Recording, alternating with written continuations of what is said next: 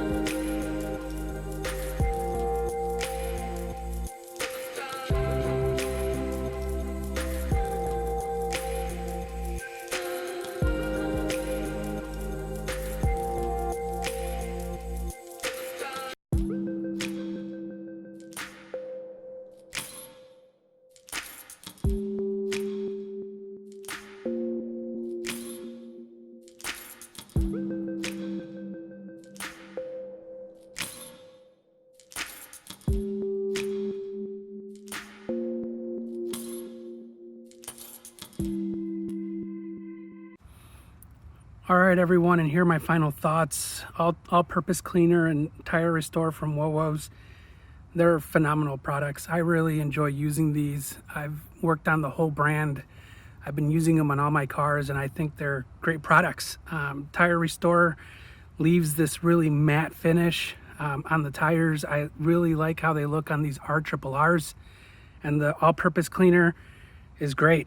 I'm going to continue to buy these products once they run out. I'm almost done with that all-purpose cleaner, and I'm going to pick some more up. So guys, if you have any other questions, leave your comments below. If you want to like and subscribe, please do that. Thanks a lot.